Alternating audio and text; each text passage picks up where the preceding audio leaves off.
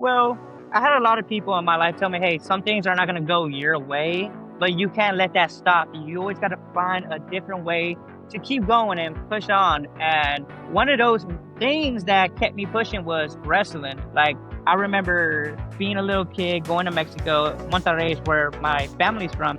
So anytime I would visit over there, they would take me to go see the luchas, and that will always like inspire me to like keep fighting, because these guys were doing such amazing things, like these flips and bumps at an age that you're thinking like, wow, could I do that one day? And also like just like my grandpa putting me on old school wrestling movies like Blue Demon Santo. Those are my movies growing up. That's what got me into lucha. And welcome to another episode of the Project Get to Know podcast.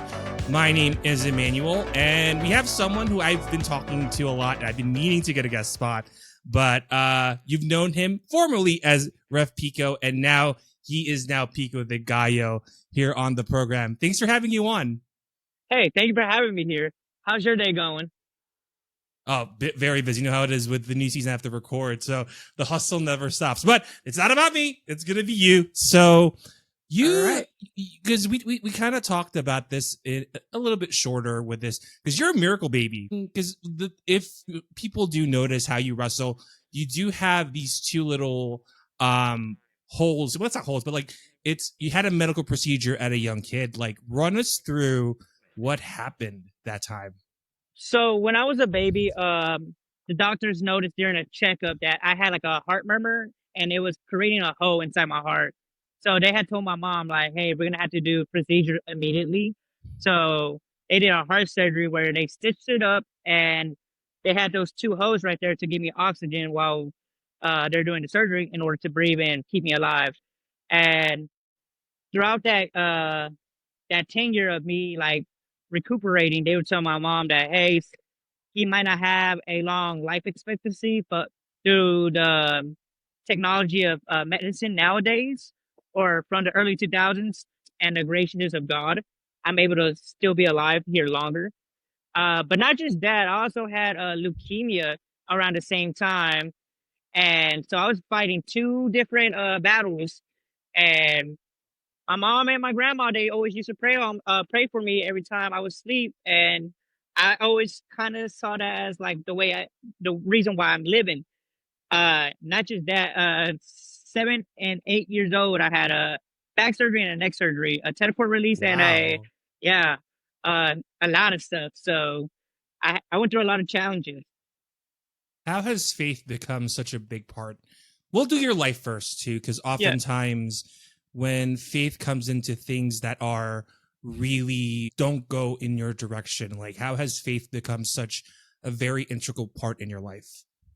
Well, I had a lot of people in my life tell me, hey, some things are not going to go your way, but you can't let that stop you. You always got to find a different way to keep going and push on. And one of those things that kept me pushing was wrestling. Like, I remember being a little kid going to Mexico, Monterrey is where my family's from. They originated. So Okay. anytime I would visit over there, they would take me to go see the luchas, and that would always like inspire me to like keep fighting, because these guys were doing such amazing things, like these flips and bumps at at an age that you're thinking like, wow, could I do that one day?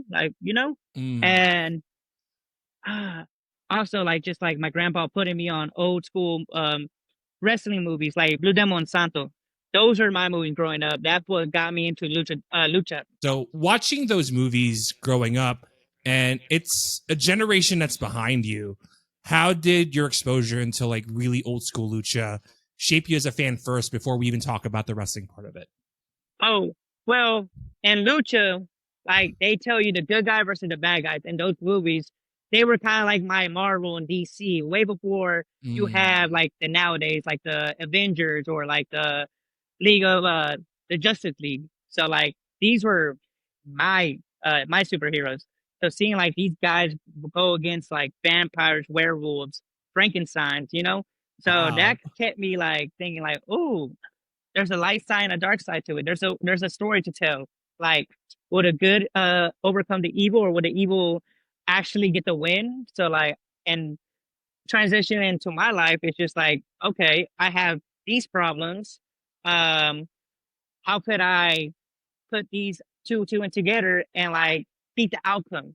And sure enough, it was just my scapegoat, just like watching them, forgetting about everything, and like through and through, I tend to forget my disabilities, and just focus on the good stuff I had. Because like as a as an older child, I always was like taking care of my brothers and sisters. So that's one thing. Mm, I was just like being the big brother that they saw. Also getting to do fun things with my cousins, like play video games. SBR 2007 is my favorite game of all time. Best soundtrack right. also.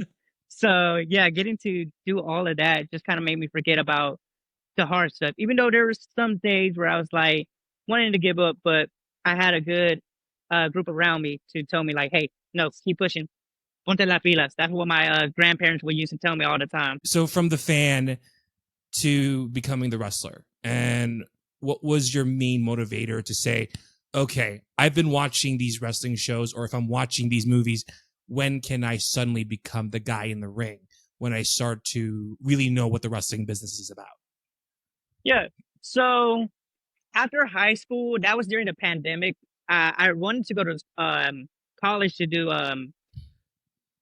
what you call it sports illustration, like write about sports. So that was the Okay. thing. But throughout that time, a lot of places weren't accepting a lot of applications or like getting the scholarships I needed. So I was like, you know what? I'm just gonna keep on working, um, save up some money until I could like go to college or do something. And then there was one night I was just in my room thinking like, all right, do I really want to go to school or do I want to pursue wrestling? So I was literally like Googling schools near me, and AAPW came across my Mm. page.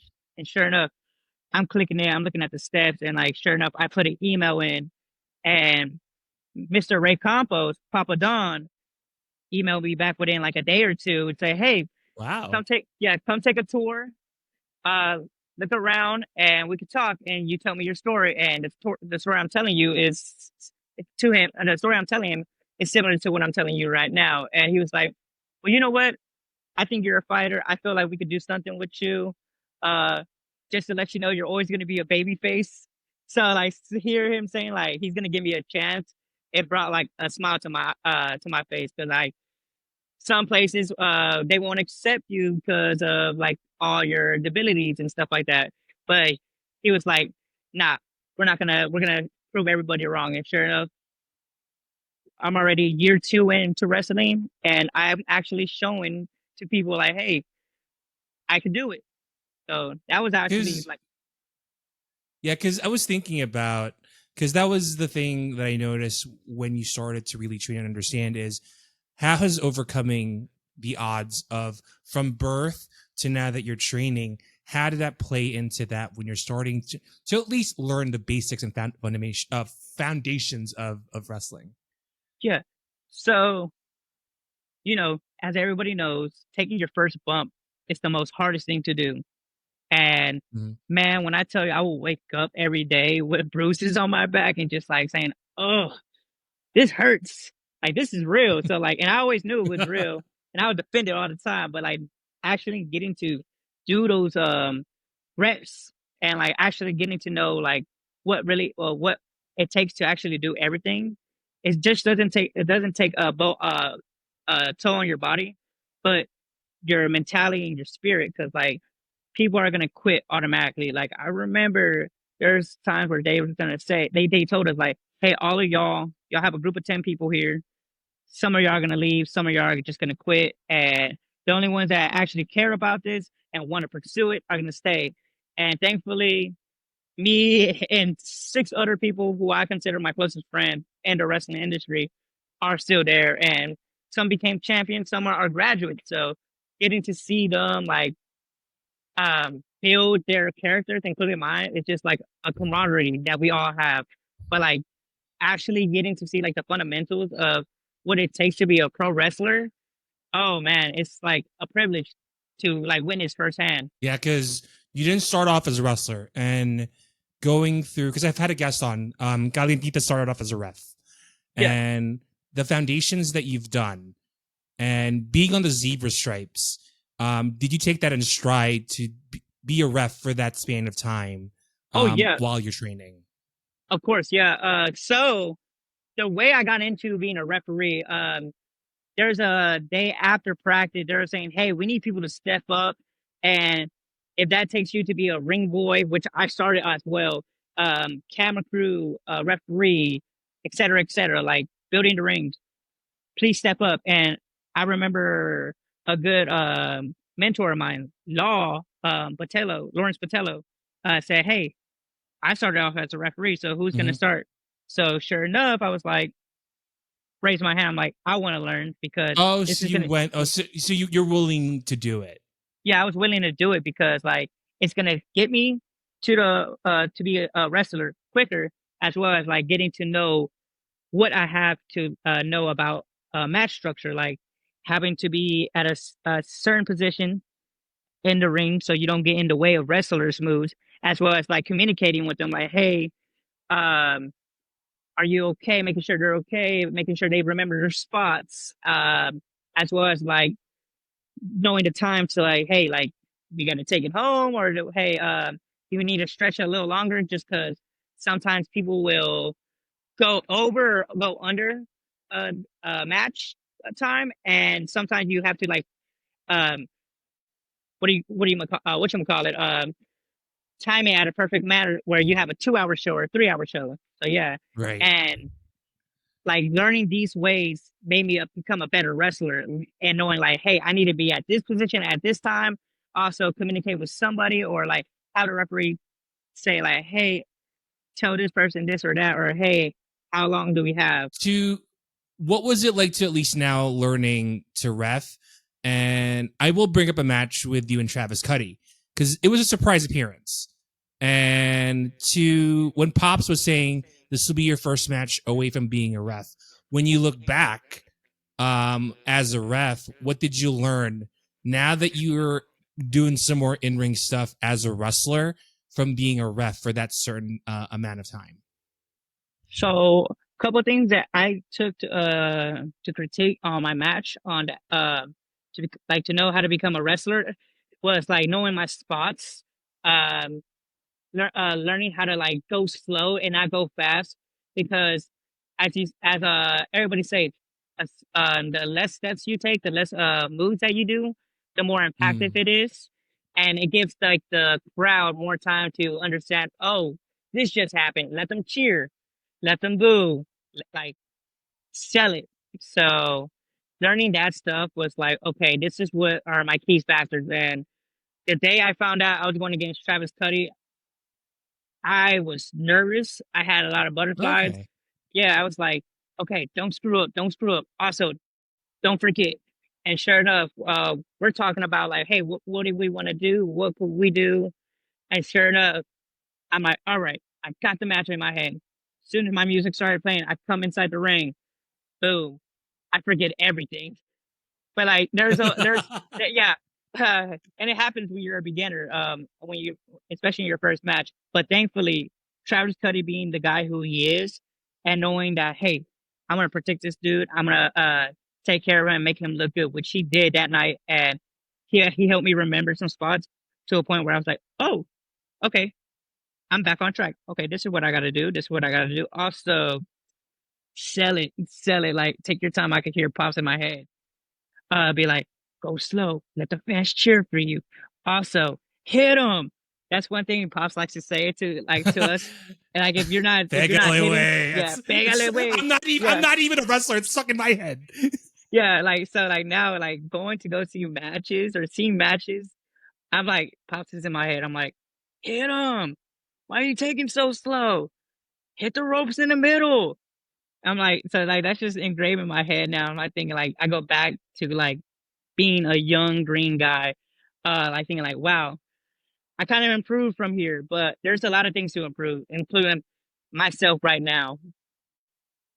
Because I think because now that before we even delve into your America's Championship match and to graduate from AAPW, and within that year's span or whatever your period of going through that training, with the work that you're doing, having that certificate and going through that gauntlet match, what was that like seeing something that says I'm a pro wrestler in paper to go out into the road in the wrestling business? Yeah. So, um, I was told, hey, we're gonna give you an hour, to like relax and like, and then you're gonna have your turn and wrestle. I literally put my music in, and I'm like about to put my song on just to relax. Sure enough, Pop's like, okay, hey, you're going instead. So like get ready, like it's your turn. So when I enter the ring, everybody's pounding the mats. They're like, let's go Pico, and then like first two, Oh, first two, three guys, I'm like, ooh, I'm out of breath. Like, and it wasn't like out of breath because I'm not out of shape, but it was more like, oh, I am nervous. Like this is like it's taking like my energy away, like because I'm excited for it. But after a while, like after 10, 15 came in, um, I started getting in the groove. And my mm. classmates, they tell me to this day that that was one of the best graduations that they've been a part of. Because within those 52, 53 minutes I was in, people were chanting like some like songs, like made up songs that they were making. And I can't, and like, it was like so entertaining because these guys were like just like having fun and like going against people that I have never worked with like that before. Uh I'm telling them, hey, let's do this spot, let's do this spot, or like I have a vet take care of me in the ring, be like, hey, we're gonna do this, we're gonna do that, and like they're helping me out. It was so fun, but it was so long. I was like, oh my god, I need a breather, but I never had a chance because I was Right. like, oh no, I gotta keep fighting, I gotta keep fighting. And I was doing so many moves that I don't even do in the ring. Like as a short guy, like in a match, like outside in bookings and stuff, there's moves I have never done. Like I was doing the death kiss from Stephanie Vaquero. I was doing I was doing That's I oddly was doing specific. yeah, I was doing suplexes, which for a guy of my stature, doing it to a guy like Mo Kelly or like a guy Oh like my god, that's I didn't awesome. I didn't do it to him, but like guys like around their height, like why would you do that? It doesn't make sense. But me just doing it just because like this is what I was taught. Like I'm gonna do every move I know in my arsenal at Pops. Um um Warsaw and Lawrence Patello, Lou, Mo taught me, even Ethan Hunter taught me like, hey, you could do these moves, like, but I'm like, okay, cool, cool, cool. So having these guys tell me like you could do that, you could do this, and then like the last moments is like when I saw Warsaw come in, that's like typically like your end point, like, hey, this is like graduation time, like so like when saw him go, I was like out of sigh of relief. I was like, oof, we're almost there. Just got to do one more 3 minutes, a minute and a half of wrestling, and sure enough, he was like, hit your 619 slash crossbody because that's the move I was doing at that time. Still Yeah. at a couple of shows, and hearing that one, two, three, uh, and having everybody just come in the ring, jump on me, and like hug me and say, "You did it, you Uh, did it," and like everybody saying, "All right, now give him some space. He needs some room." And hearing Pops say those words, "You are now a professional wrestler." Oh man, mm, it was way bigger than getting my high school diploma.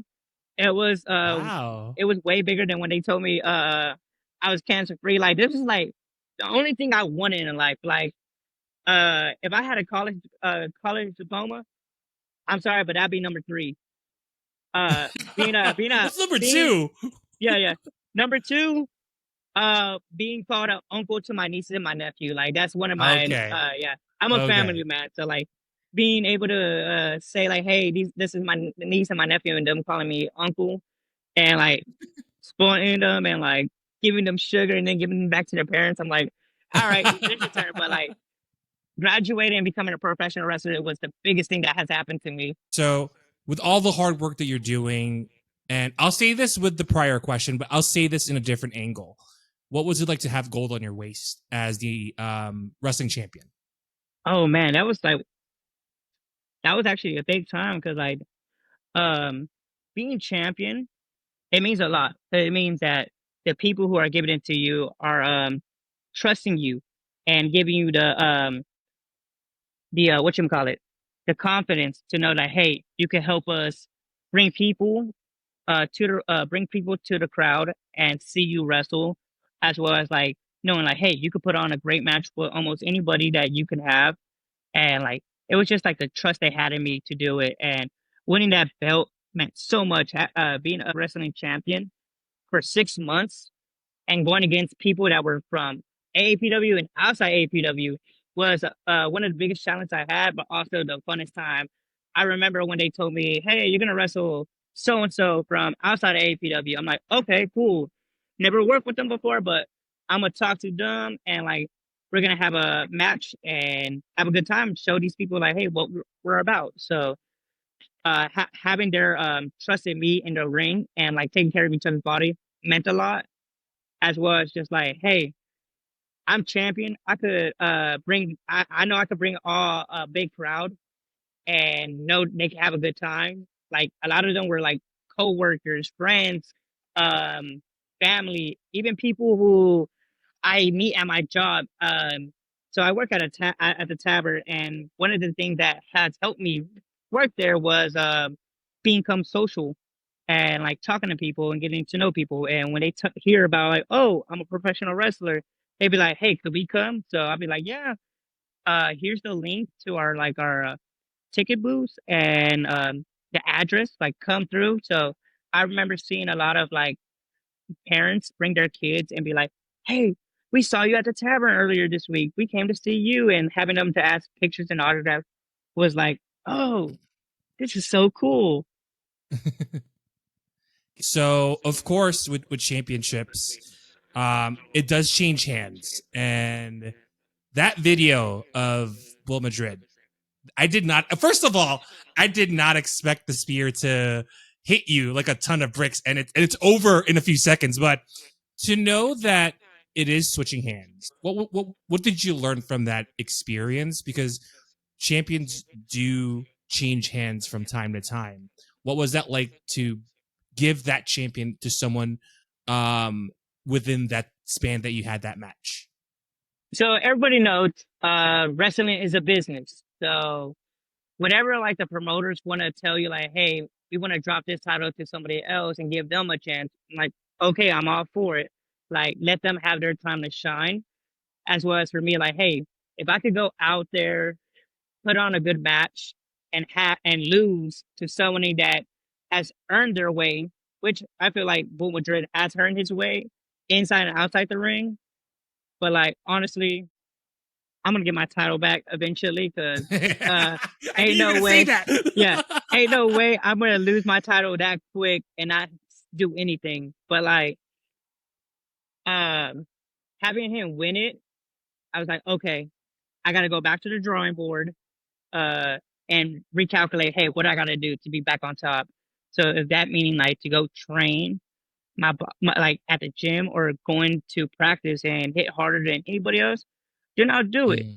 Mm. Uh, but it just means like, hey, your time's up, not for long, but like, hey, you gotta like adjust some things, get your gimmick over again, and just like say like, hey, how the fans uh look at you and see what you're gonna do next. And also, they always like a good redemption story. Like they want to see the comeback.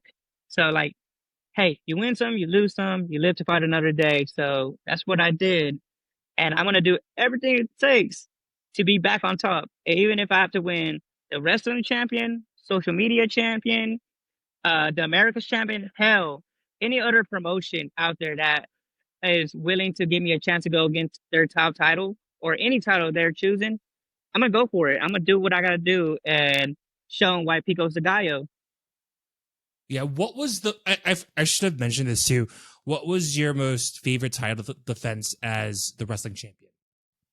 Oh, so I like all my matches, but if I could switch this around, my favorite rivalry was against Papi Duran.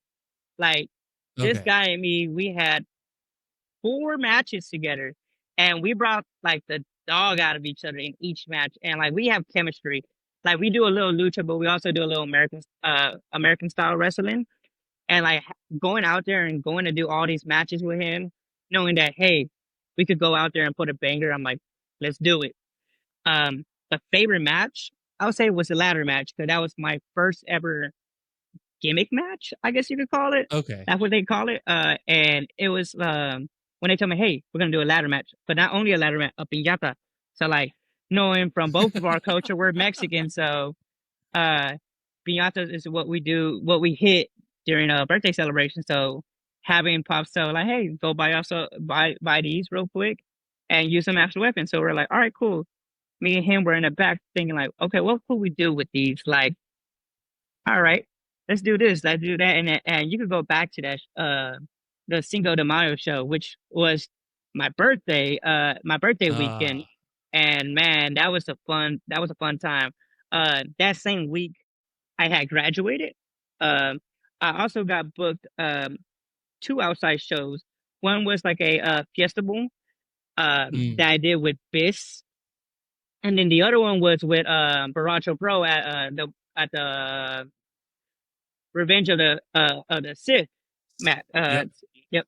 And going out there and hearing those at both of those shows and hearing the fans like cheer for my name, it was like breathtaking. So I was like, okay, this is a new environment. I'm new to it. They don't know me, so what can I do to stand out? And sure enough, I did some of the moves that I like to do that I had practice all the time, and everybody was loving it. I remember after the show, I would just go get some food because that's what everybody does. Like after a show, you want to go get some Yeah. food. You want to relax. I have kids, parents like come up to me asking for pictures, asking for autographs, and then also seeing like some new workers that you've seen around or met around while you're like networking and everything. They're like, "Yo, dude," they're giving my kudos, and I'm like, "Thank you." Like it means a lot. Like knowing that if another pro wrestler sees your work and they like it, it means that you're doing something right. So I keep want to I want to keep doing that and showing why I'm good at pro wrestling as well as like, hey, AAPW brings the best wrestling in Austin, Texas, and Texas in general. I feel like. So I'm not gonna put away your little rivalry with Bull Madrid because the George de la Isla Memorial happened and it's in the finals. You jumped out of nowhere as a ref, and to have that little run in and getting your revenge from what happened in when you lost the America's title.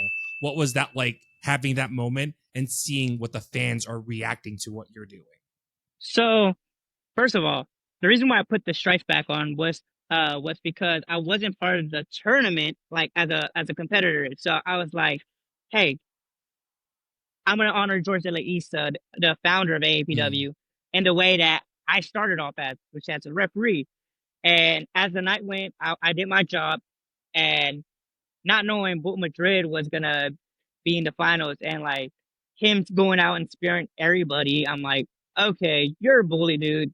You got your lawyer who is writing out these contracts and like paying this one referee who I won't name names because he doesn't deserves We'll redact it. the We'll redact it. recognition. Don't worry. Yeah.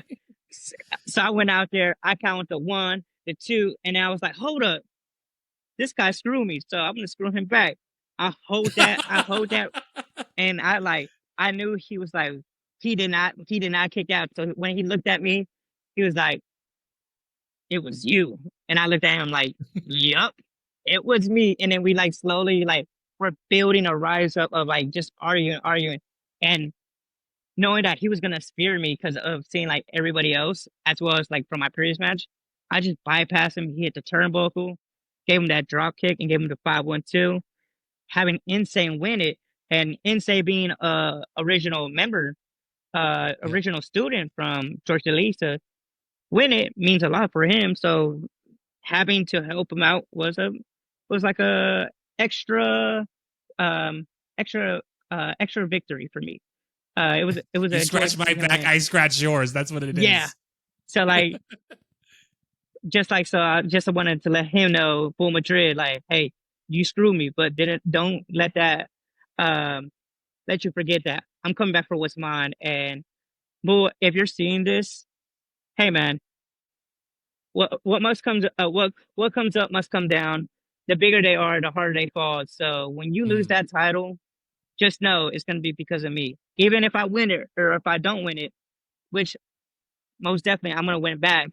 Just know that's because of the 4 letters PICO, Pico, that caused There it. you go.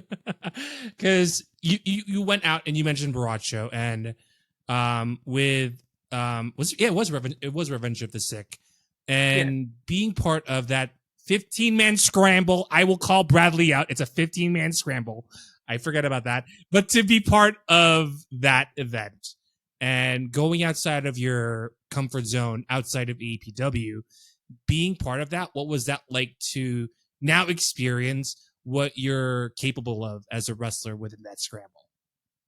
So going into there, I was like, okay, I'm getting some outside bookings or giving me chances. So one thing in my head is don't screw up.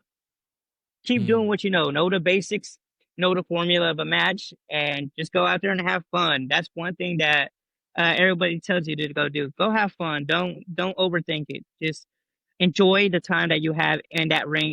Even if it's 5 to 15 minutes, 20 minutes, hell, even 3 minutes. So going out there and doing the whole like the choke force to Yeah. those three competitors and then getting choke That was slammed so awesome. by Zeke Rose.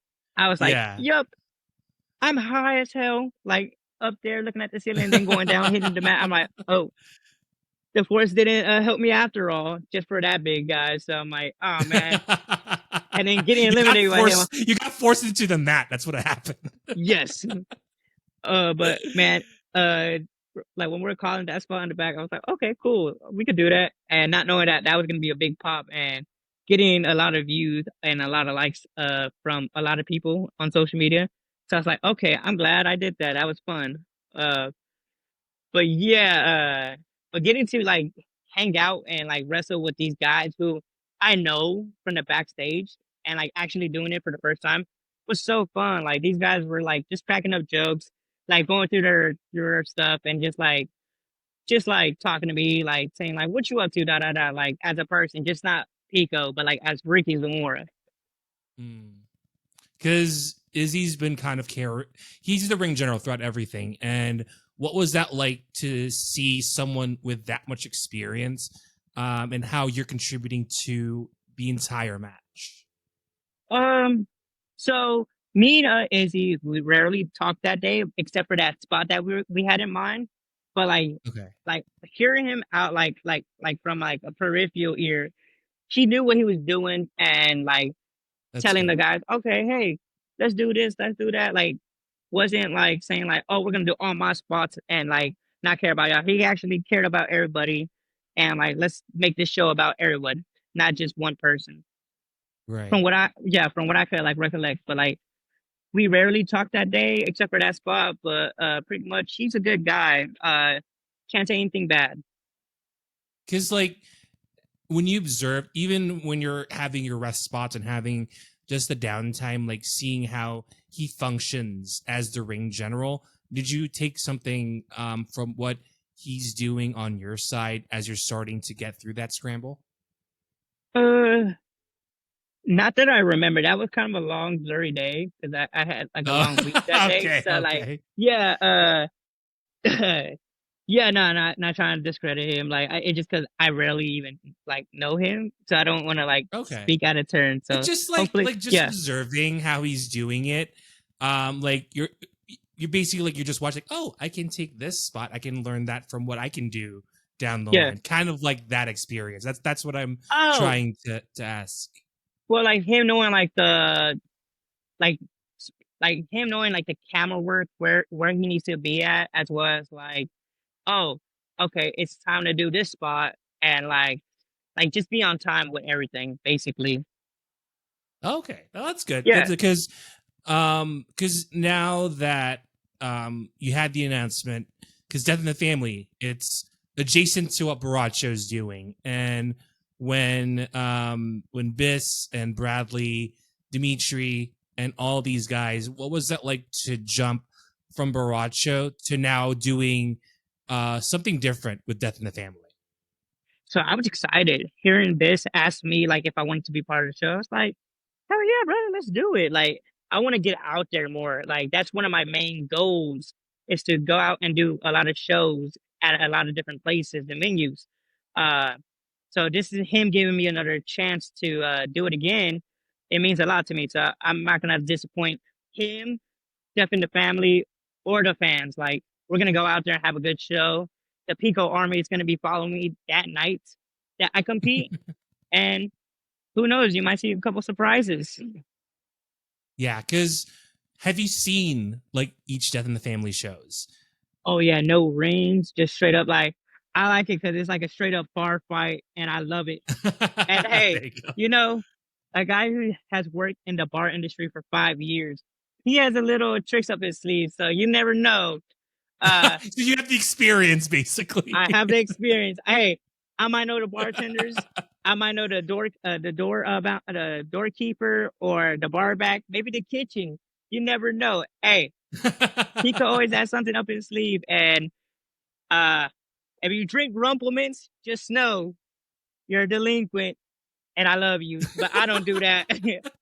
But yeah, nah, just working 5 years here at the tavern, it gives you a little knowledge about how to like fight in a bar fight. So whoever I compete that night will will know why not to mess with me.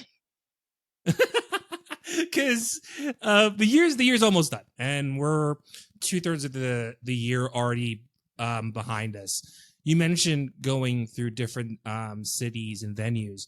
What are some of the goals that you have, or any milestones that you would like to reach as the year is going on? As this year goes on, or by like next year as well, because I'm already kind of thinking of like, hey, let's go to Okay, no, 2026. I mean Yeah. it's all you. I mean, it doesn't have to be this year, but rather like within that time. What are some milestones and goals that you would like to reach in your let's do in your career. Let's do that. Yeah, in my career, my goals is like what? Well, let's start off with the little simple ones. I would like to at least wrestle in five different. I want to at least wrestle in five different wrestling promotions. That's one of my Okay. goals. Um, I want to wrestle in the RGV, the Valley. I hear a lot of good things Okay. about that. But also keep touring around Texas. Keep my name up. Get my name. I want to grow my name and like have people know like, oh, this guy can work.